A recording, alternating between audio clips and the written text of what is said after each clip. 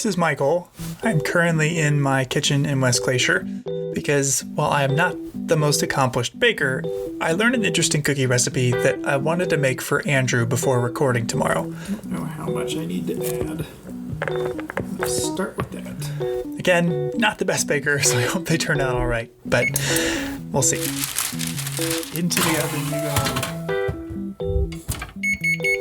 go. Well, I think that's as good as I could have hoped for. I hope he likes them. Hey, Andrew, before we start out today, I have a surprise. Oh, yeah, what is it? Well, I made some cookies last night, and I was wondering if you'd want to try some. Oh, for sure, yeah.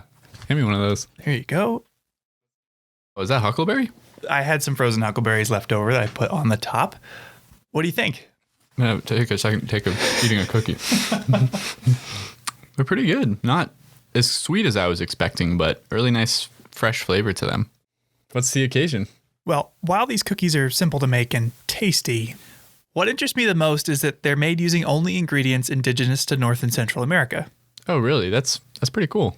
Huckleberries, for instance, are native here, and as you know, have been eaten and used by people for thousands of years. Yeah, lots of people too. Glacier National Park, like America as a whole, is a place where a ton of different cultures have converged. In each episode, you'll hear us acknowledge some of those cultures, the Amskapi-Pekani, Kootenai, Salish, and Kalispé people. Because while Glacier National Park has only been around since 1910, this area has long been and continues to be the traditional territory of these and other tribes. On the east side of the park, the Blackfeet Reservation is home to the Amskapi-Pekani South Peigan, also known as the Blackfeet. On the west side of the park, the Flathead Reservation is managed by a confederation of tribes, the Kootenai, Salish, and Kalispé, or Pend d'Oreille people.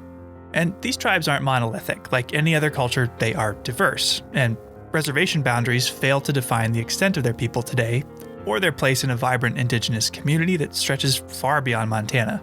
To date, throughout the United States, there are 637 federally and state recognized tribes. Odds are, wherever you are right now is the traditional territory of one or probably several indigenous groups. Yellowstone National Park, for example, has 26 associated tribes. Yeah, and whether here or at home, learning about the people who came before you, whose connection to a place reaches beyond scholarly definitions of history itself, that can strengthen your understanding and appreciation of wherever you are. That's especially true here at Glacier, a place still visited and used by Native communities today. But my question is, what is the best way to start learning about another culture? Let me think. I'll give you a hint. It's not reading. Okay. Well, what did I bring in today? Cookies? Well, food. Okay, I like where you're heading. So take as many of these cookies as you like. Don't mind if I do. Because on my journey to learn this simple recipe, I learned a lot more. Welcome to Headwaters, a Glacier National Park podcast. Brought to you by the Glacier National Park Conservancy and produced on the traditional lands of many Native American tribes, including the Blackfeet, Kootenai, Salish, and Kalispé people. We're calling this season the Confluence, as we look at the ways that nature, culture, the present, and the past all come together here. I'm Michael. I'm Andrew. And we're both rangers here. We had the chance to cover loads of different topics in this season of the show. And throughout it all, we've tried to seek out tribal perspectives on concepts like wildland fire, the night sky, climate change. But in this episode, we met with tribal members directly to learn more about their cultures, how they shape the place as we know it now, and how it shaped them. To kick off this episode, I drove to Two Medicine, the southeast region of the park. Welcome to the Blackfeet Nation. Which means driving through the Blackfeet Reservation, who shares our eastern boundary. There are some opportunities for recreation on the reservation, including a section of the Continental Divide Trail, but you'll need to grab a recreation permit from the tribe first. If you're going to the park, though, you'll pass through the gateway community of East Glacier. Here we are in East Glacier. Head straight to make it to Browning, or turn left to get to Glacier National Park. That left-hand turn takes you under the train tracks at the East Glacier train station. One of the first places early tourists disembarked from. This is my favorite part, driving under the train tracks. And a short drive later, you'll find yourself in Two Medicine. Man, the view never gets old. When I got there, just past the entrance station, I stopped at the first real destination on the drive in, the Running Eagle Falls trailhead. All right, as you hike around this trail, you see the option to go to Running Eagle Falls itself or along a nature trail. But before we go any farther, have you hiked the Running Eagle Falls nature trail? I've definitely been out to the waterfall. I don't know if I've walked the whole loop there. Why?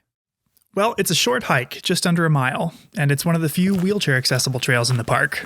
Now, the waterfall view is stunning, but on the rest of the trail, you'll find illustrated signs that teach you how to identify native plants. Black cottonwood can be recognized by the deep, rough, furrowed gray bark on mature trees. Yeah. And they also teach you their traditional names and uses. The wood is said to be ideal for teepee fires because it does not crackle and produces clean smoke.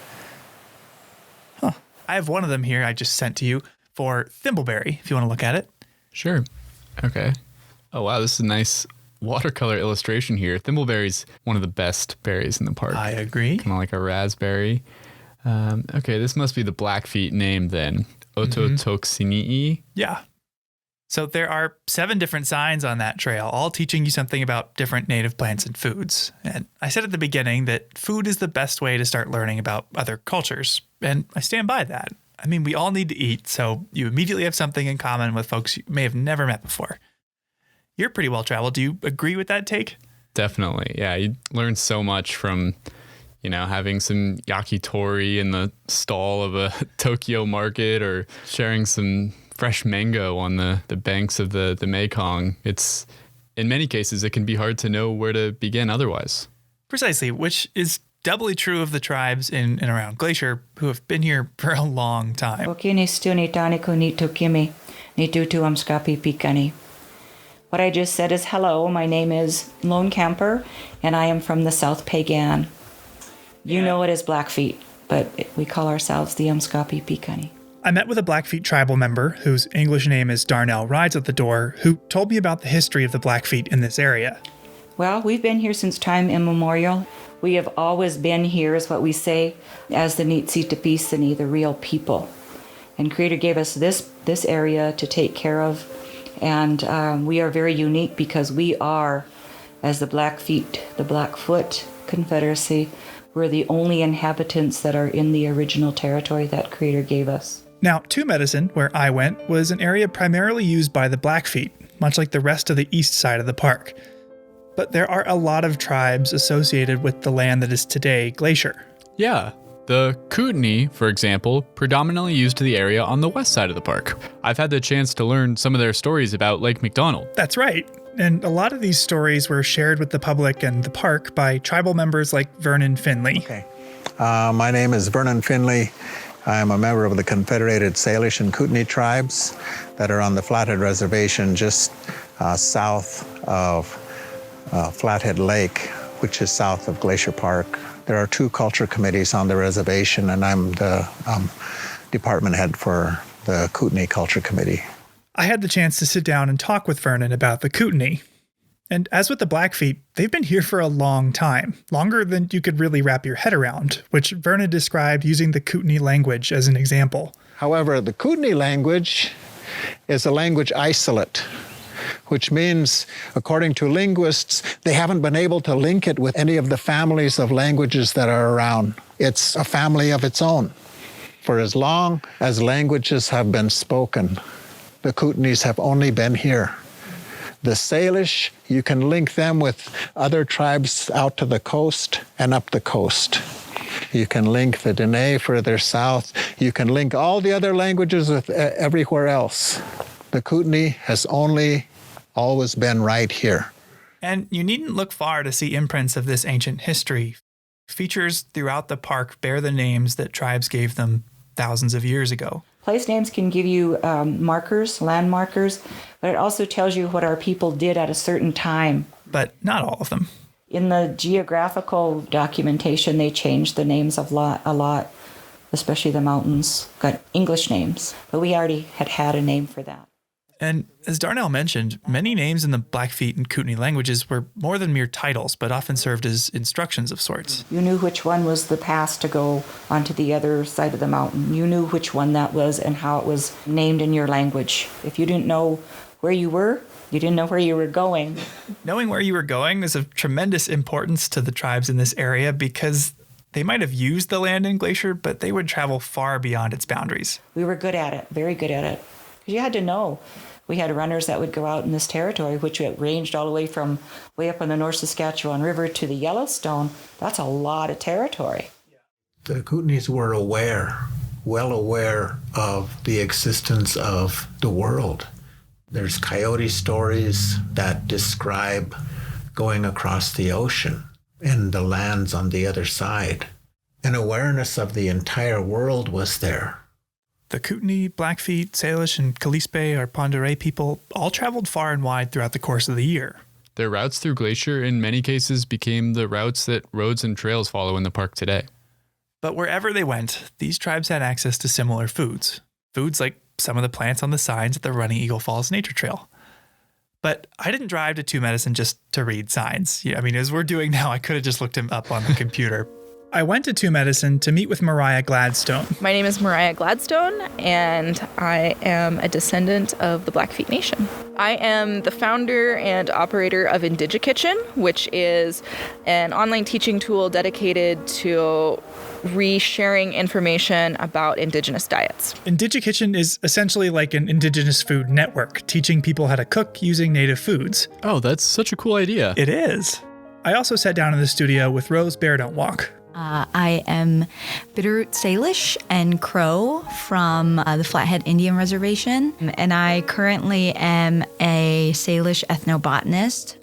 And let's pretend for a minute that I've never heard the term ethnobotanist before. What does that mean? Well, somebody who studies ethnobotany. Ethnobotany is the study of different cultures, groups of people, societies even, and their interactions and relationships with plants, whether it's for tools, for food, or religious purposes. And I wanted to talk to them both not just because they're knowledgeable, and they are brilliant, but because they have a background in teaching others about native foods. Of course, middle schoolers are always interested in any skills that will help them survive zombie apocalypses. Talking to people about science and talking about plants and... So they can do it all. Outdoors or online with adults and students alike, I figured they'd be able to help me learn a little bit about native foods.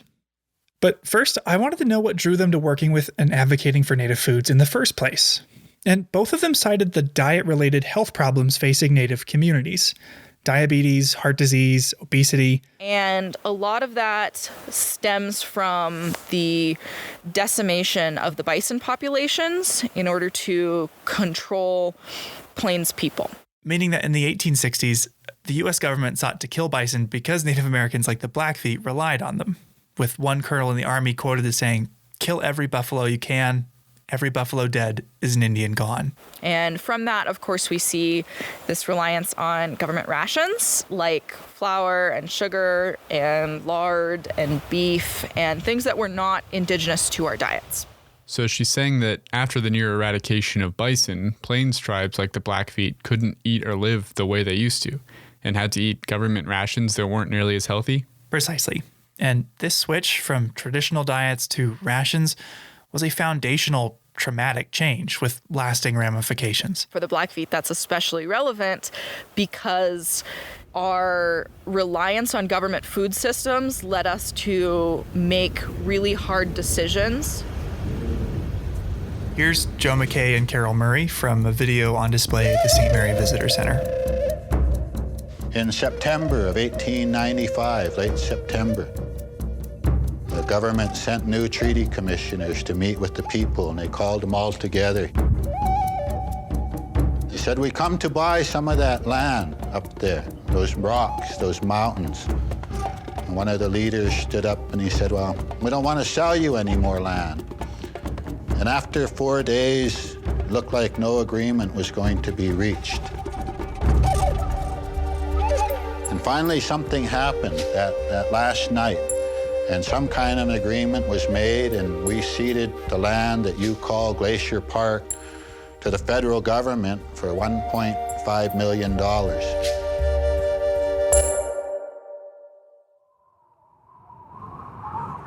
I think one of the real big impacts of why they sold the land, if they so sold it, is we had a starvation winter in 1883-84. I believe they thought that the money would provide resources for them to survive. Our people were literally starving to death. As a Blackfeet person now that sees the land that I'm standing on in Glacier Park and how our ancestors lost that land from our reservation space so that I could exist today, that is something I consider to come with a huge amount of responsibility to take care of these lands. Wow. Yeah. And I know stories like that are far from rare across Indigenous communities. Which means that Mariah and Rosa's efforts to share knowledge of Indigenous foods are resonating far and wide. Well, okay, you've set the stage, or table, so to speak, but what would a traditional Indigenous diet look like? Well, it obviously varied a lot place to place and seasonally, but I asked Mariah and Rose about that. A lot of it was shaped by the coming and goings of different game animals, like when the buffalo are ready to be hunted, the winter, kind of like the winter hunt and the summer hunt. Pemmican mixes, so dry meat mixed with different berries. Of course, in the summertime, we have lots and lots of plant foods that we have access to. Root vegetables like prairie turnips to biscuit roots, all of which are root vegetables. Fresh greens, things like false Solomon seal, nettles, which I'm looking at right now. A lot of these foods could just be harvested and eaten, but some required preparation, like Indian ice cream. What's Indian ice cream? Which is made from foam berries. They picked it, they put it in a bowl, and they whipped it up with some water. And it made just this beautiful, foamy little concoction. Whoa. And you're familiar with our local plants. You know camas? Oh yeah, it's a beautiful blue flower. Well, while it has a pretty flower, it was actually their bulbs that were an important food source. The bulb being the organ the flower stores food in under the soil. Yeah, with onions probably being the most famous example of a bulb. For really traditional food, we can see things like camas bakes and the camas bulbs that were harvested and baked in a pit. And the process of preparing the bulbs, a camas bake, might just be the most complicated recipe I've ever heard of. One of my workshop ideas was to do a camas bake. And so a couple other young women and I got together and we did the thing. How long did it take? So traditionally, the camas bake is 3 to 4 days in an earth oven. How do you make an earth oven? Okay, so you dig a pit. You need enough space in the hole to lay a layer of rocks. And then you put alder branches and ferns and skunk cabbage in there. The proteins in there, which are generally not very digestible if you eat them raw. It takes a really long time to break those things down. And then you kind of cover that with dirt. You get those rocks at the bottom super hot in a fire, and you kind of dump them in there. And you have a stick in the middle, and you build around that stick, pull the stick out, and you pour water in there.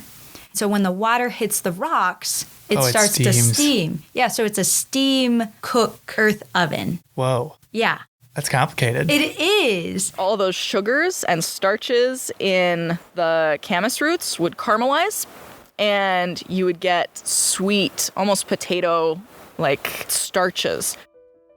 The trial and error process that must have happened in order to recognize how long you have to bake camas bulbs for those to caramelize into something that's really, really good. Yeah.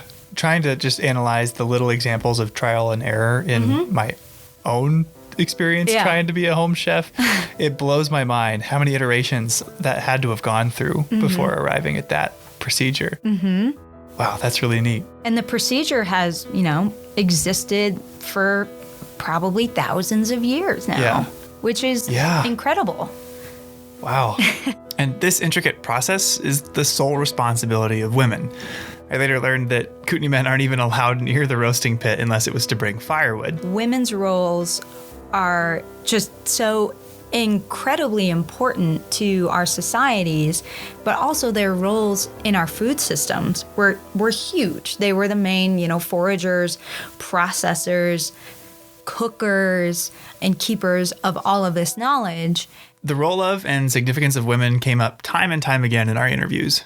It's a topic really worthy of its own episode. And it's no wonder they were so respected, because even a camas bake could be life and death. The problem with identifying camas for harvesting is that it was traditionally eaten after it bloomed. And we also have death camas. Death camas is incredibly toxic. And if you have one death camas bulb in a whole bunch of regular blue camas bulbs, you will get incredibly sick and possibly die. Wow, that's really scary. Yeah, and it wasn't just camas. Poisonous foods came up quite a bit. Rose hips are chock full of vitamin C. But the seeds are poisonous, right? The seeds, don't eat the seeds. Don't eat the seeds. So on top of the knowledge required to prepare food, you also needed to know what things to avoid. And some of that knowledge was passed down through stories. And the Salish have a story about that too, about the seeds. Coyote stories are based on this kind of trickster paradigm that's very prevalent in a lot of indigenous cultures. There's usually a being in our history that, do as I say, not as I do type guy, kind of does all the wrong things. So we learn from him. And so we do have a story about him eating the berries. But the word for rose hips in Salish, it does tie to something along the lines of coyote's berry. And they call it coyote's berry because, if you eat the seeds, you get an itchy digestive system, or an itchy butt. Because it's not good for your system. No. So that's how we learned. And that's why we call it that. This is a good time to slip in some advice if you're looking to forage for food. A simple rule, no story required, is that if you don't know what something is, don't eat it. Yeah, and even if you think you know what it is, but you're not 100% sure, just don't eat it. And if you're hoping to forage in the park, while you're not allowed to pick for commercial purposes, you are allowed to pick a few berries for a snack, and that's a good place to start. Looking at the amount of thimbleberries that are ripe in the immediate vicinity. Now, when I arranged to meet with Mariah, I knew we wouldn't have the time or tools at our disposal to make anything complicated. But I wondered if there was a simple recipe we could make. And after talking for a bit, she asked me to start picking thimbleberries. So I set out to grab as many as I could. Oh, that one was good. Knowing now what we were going to use them for, we spent way longer than we needed to collecting them, but it's fun. I know I've found myself carried away picking berries. Time just kind of slips away. And as I was running around in thimbleberry bushes, I was thinking about what I know about plants. As a ranger, my focus was often on the scientific side, learning how they work, how to tell them apart. Talking to Mariah and Rose, I was learning about camas bakes, about Indian ice cream, practices that date back thousands of years. And these cultural components of plants are invisible and often far more difficult to learn about than Latin names. A lot of people, when they're bringing up memories of how they started to interact with plants, how they know these plants, it was with their grandma. They, went out into the woods and they learned how to properly make Indian ice cream. And the connection between people and plants extends beyond fond childhood memories and into language itself. So the word for foamberry in Salish is schosem. And the hos in the middle means foam, means to foam up. Yeah. So in even just naming that particular plant, it's based on how it was used and how it was known. Yeah. Wow. So yeah, just like the place names you mentioned earlier, plant names on their own could even instruct you as to how to use them as food. Exactly. It would be like naming potatoes boiling oil root or something. Well, that actually might be helpful to some people.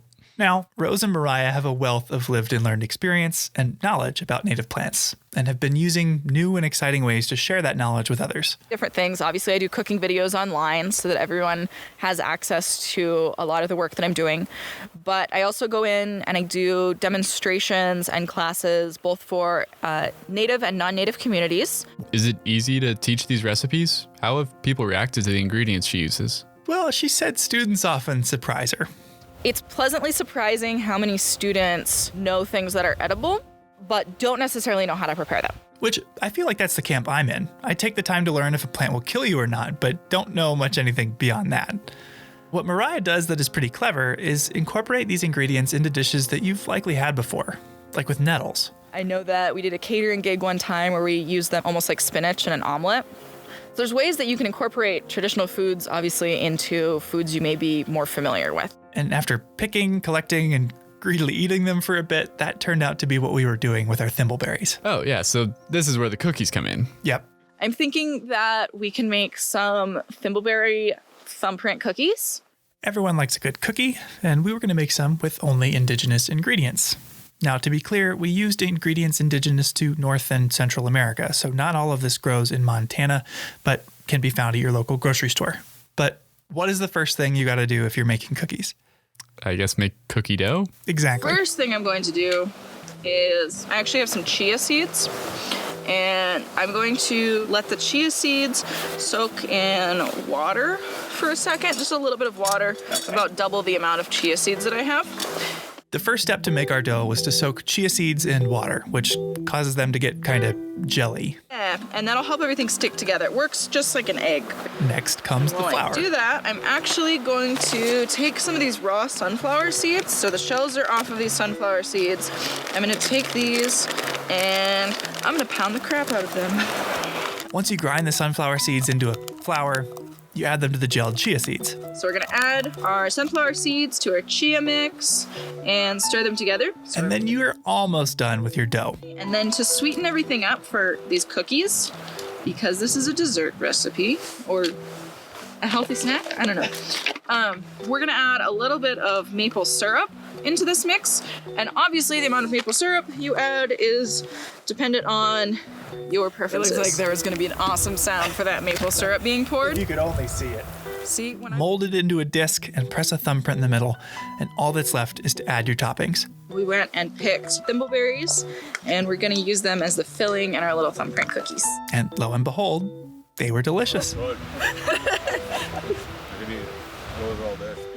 And pretty simple. Yeah. Considering I just did it sitting on the middle of a trail, yes, this is pretty simple. Super simple. Sunflower seeds and maple syrup are pretty easy ingredients to find, and it's cool to recognize their indigenous roots, even if they aren't necessarily from this area. Mm-hmm. And then it's fun because we use both huckleberries and thimbleberries, and you can use whatever type of edible berries you can find, even if you're using berries that only grow in your home community and not necessarily in Glacier Park.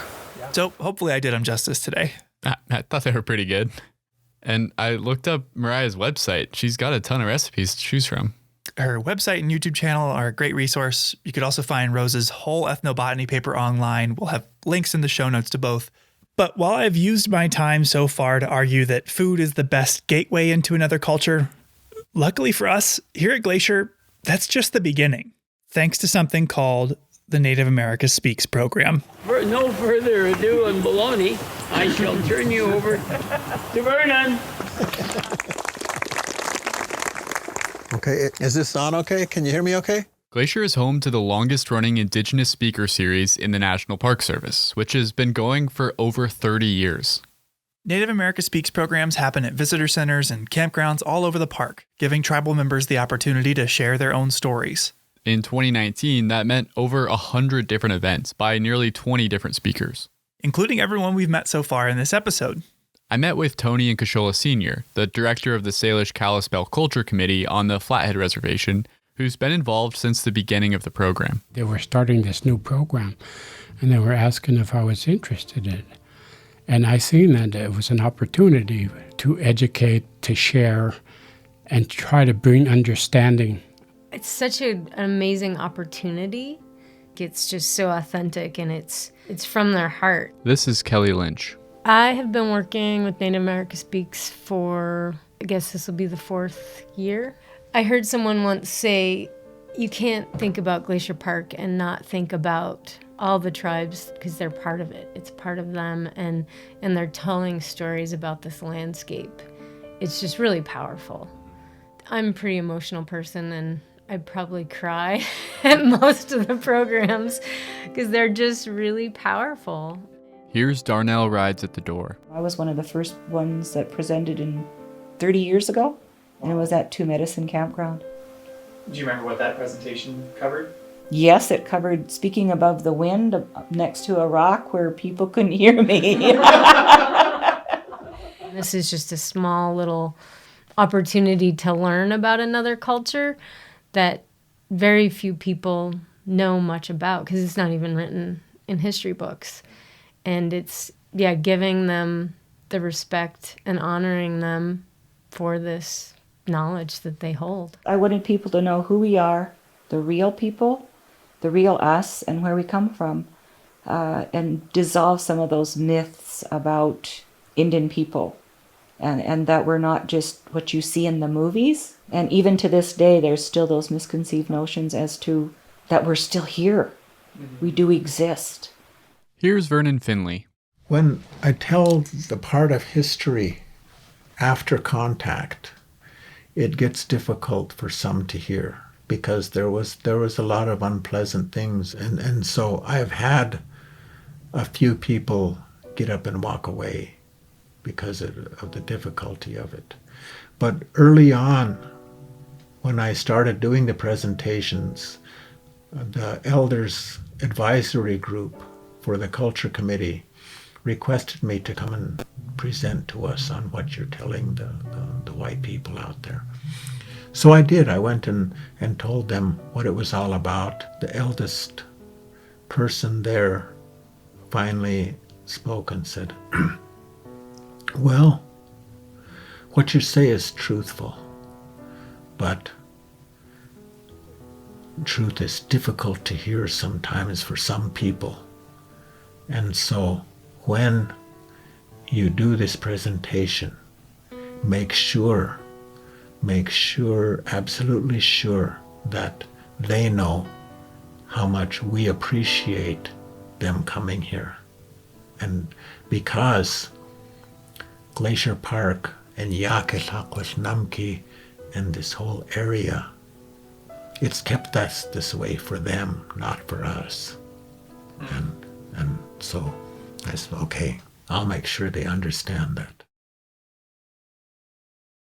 When we do presentations with the museums, some of the younger kids say, well, I thought Indians were only in the movies. Well, how did you get here? I thought Indians didn't drive cars.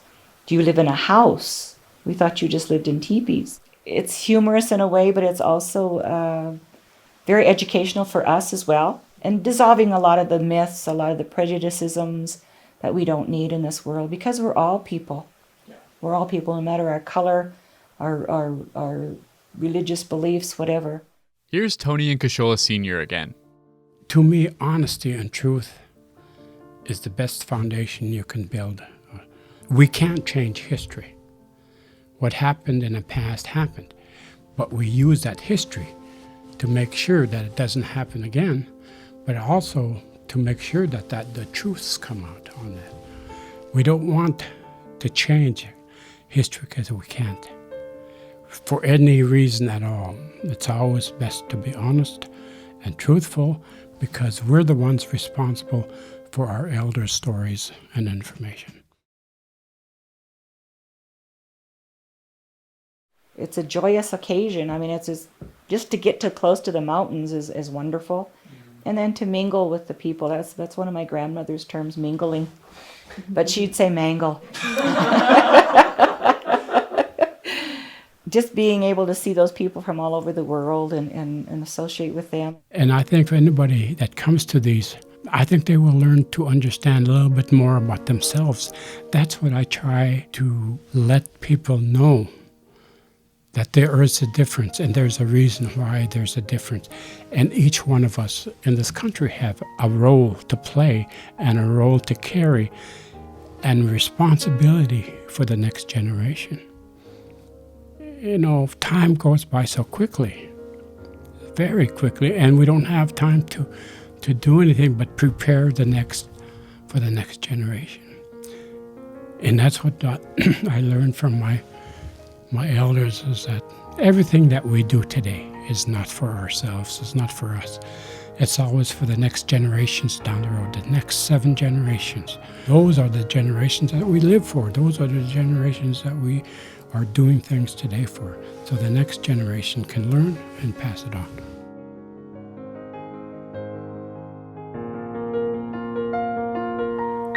We'll hear from that generation after this break. Each episode, we seem to cover at least one thing that, like this podcast, wouldn't be possible without the support of the Glacier National Park Conservancy. With the help of some friends over there, we got the number of Executive Director Doug Mitchell and decided to call him up out of the blue and ask about some of these projects. For this episode, every time we coordinated interviews with tribal members, we made sure to let the Conservancy know. So we called Doug to find out why. Glacier National Park Conservancy, Doug Mitchell speaking. How might I help you?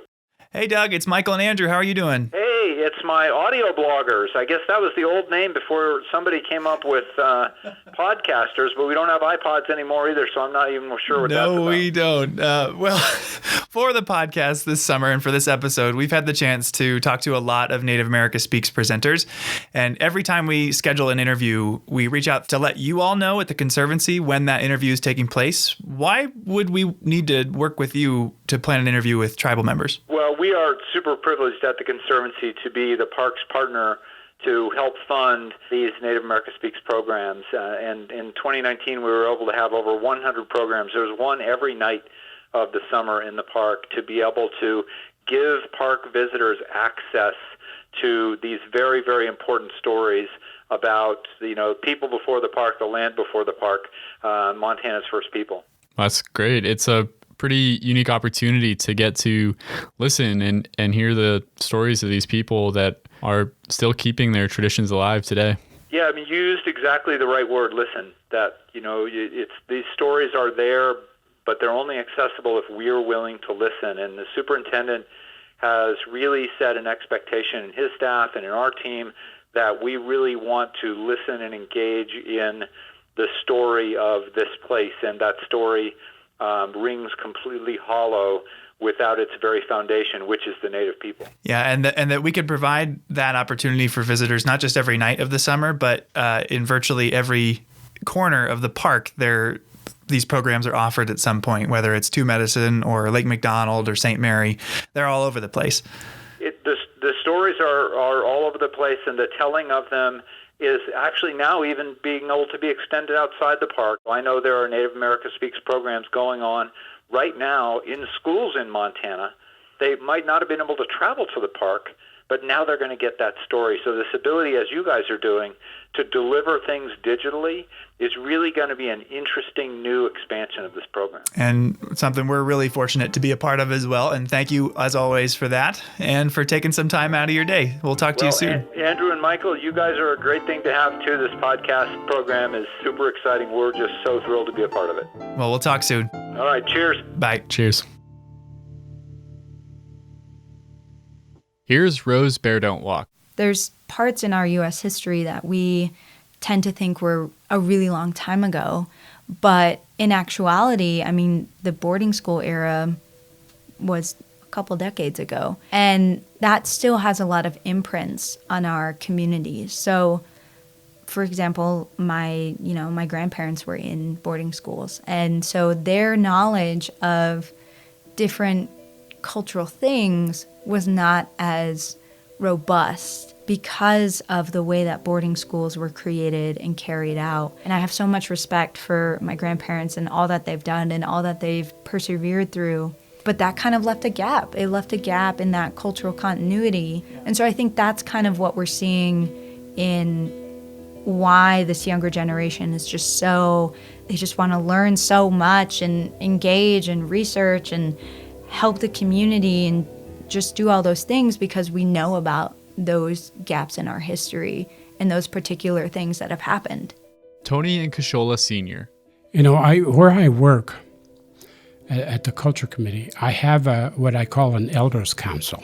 I had a question. All I had to do, I had 30 elders I could turn to, and they'd have an answer.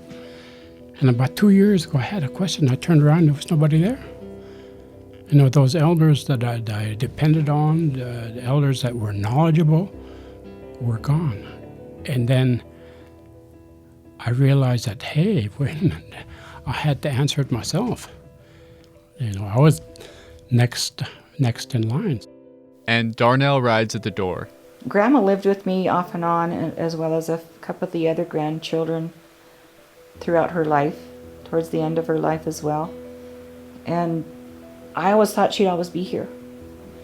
When she passed, it left a void, a great void, and it made you think, well, who's going to tell us stories now? Who do we go to ask who we're related to? She could go back 10 generations, and I'm not exaggerating, because she could. And now I'm kind of starting a new generation of elders that are younger, but I'm bringing them in, and I'm sharing, trying to get up to speed so they can take over. It's kind of a rude awakening. I started to realize that when my grandkids started to ask me questions. And then I began teaching the Blackfeet skies or the ethnobotany or just how to make a lodge. And when I found out that I'm the one teaching that reality hit me. And not only that, I never did consider myself old. I am the oldest of my 9 siblings. But I never thought of myself as being an elder.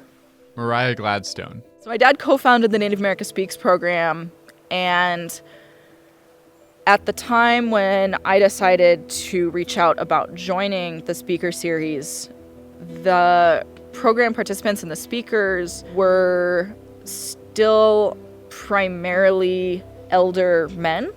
Obviously, there is a huge amount of wisdom in our elders, but I also think that as Native people, we have always made it a point to listen to our youth as well.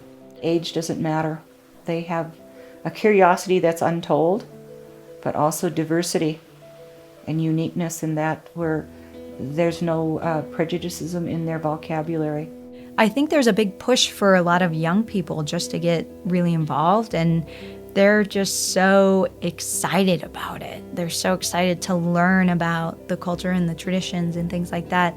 Being able to share those different stories, I think, makes the Native America Speaks program far more interesting than if we just had one demographic that was speaking. And I think if you've been to one Native America Speaks program, you should find another one and go to that one and find a different speaker and go to that one, because you're going to get different knowledge, not just because you're getting knowledge from different tribes, but because people are coming into it with different experiences and their specialties are in different areas.